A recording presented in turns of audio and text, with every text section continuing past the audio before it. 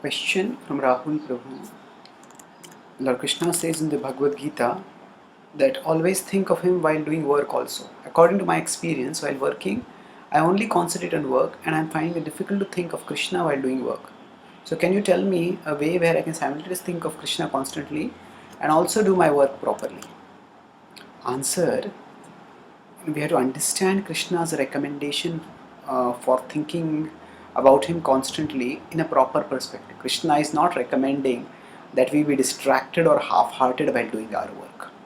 He is recommending that we make our love for him so integral to our very being that it permeates into us and it becomes the motivation for everything that we do.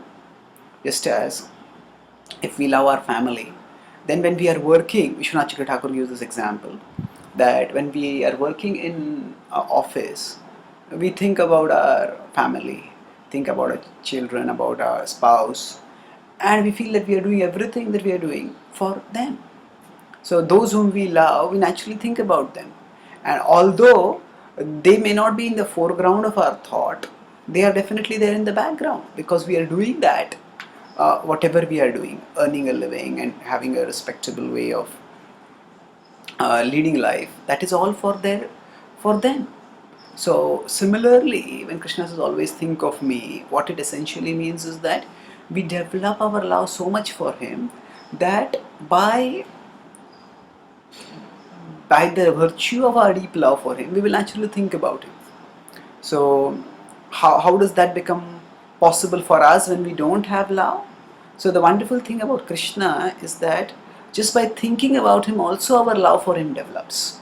Because Krishna is all attractive. So, Prahlad Maharaj used the example that just as an iron faggot is attracted to a magnet, similarly, the so pure soul is attracted to Krishna. Currently, we are covered over by some contaminations because of which we are presently not attracted to Krishna. However, if we just keep practicing Krishna consciousness, just by bringing the iron filing close to the magnet, the coverings, the rust on the iron filing goes away. This is how things happen in Krishna consciousness. So just by coming close to Krishna, we will become attracted to Krishna. So for us as sadhakas, we try to cultivate the thought of Krishna. How do we do that? We have our exclusive sadhana, we have our scriptural study, our chanting, our association with devotees, where Krishna is in the foreground of our consciousness. Ideally, especially during our sadhana, Krishna should be the only presence in our consciousness. If not only, then at least the primary presence. He should be in the foreground.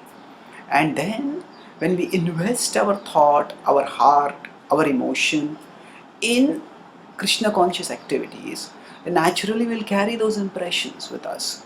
So, apart from that, exclusive focus on Krishna for a significant part of the day, preferably the morning, where we are most fresh and receptive to take in devotional impressions into our consciousness. Beyond that, we can also try to have some background presence.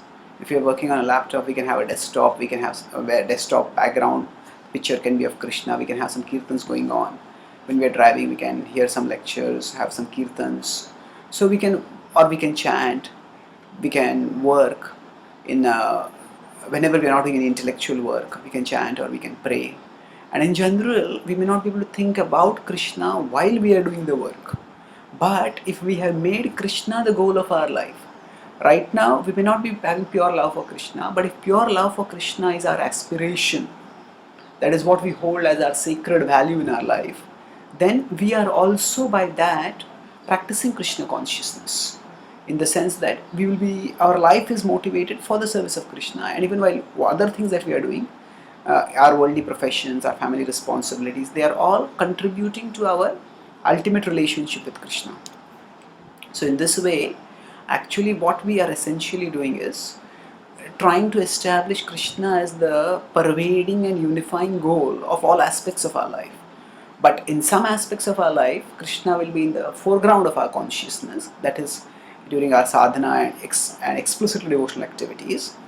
And in some other aspects, Krishna will be in the background. So now, even when he's in the background, we try to get him to the foreground gradually. So we keep him in the background by, as I said, having some devotional stimuli around us as much as is possible. And ideally, before we begin any work, we can try to pray to Krishna briefly. After we finish the work, we can pray to Krishna, thank him. And in that way, even if we don't remember him during that work, we are seeking his blessings and we are offering that work to him through our prayers. That way it will become spiritualized. And over a period of time, now, as we keep doing our worldly duties and also practicing Krishna consciousness, Krishna will move from the background to the foreground of our consciousness. Just as when a person first time drives in a plane or rides in a plane and is very conscious, oh, I'm going in a plane, I'm going in a plane. The people also think that I have only developed wings, now I have become some special person because I ride in a plane. But for those who are routinely riding in planes, for them, the plane ride, that I'm in a plane, is not very important. What is important is where am I going, why am I going. So similarly for in the early stages, for us, our externals are very important. But as we keep living in a life in an overall Krishna conscious framework, then the externals remain important. We are aware of those externals, but they don't preoccupy our consciousness. The internals become equally, if not more important for us. So even when we are doing our worldly activities, slowly Krishna will come from the background more and more towards the foreground. And that's how our Krishna consciousness will increase. So right now, we don't have to think too much of trying to do a mental balancing act. That okay, I type one word on my computer, then I say Hare Krishna. Then I type another word on my computer and say Hare Krishna. It's not like we have to do something like that. It's not a recipe for being distracted or half-hearted. It's a recipe for, it's a guideline for making Krishna the Lord of our heart and making Krishna the goal of our life. Then naturally we'll think of him. So by the process of devotional service in which we keep Krishna in the foreground during the sadhana period, and by creating a setting by which Krishna can be in the background while we are doing other activities.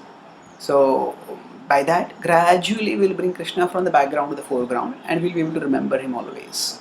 Most important is we make Krishna the goal of our life, even now.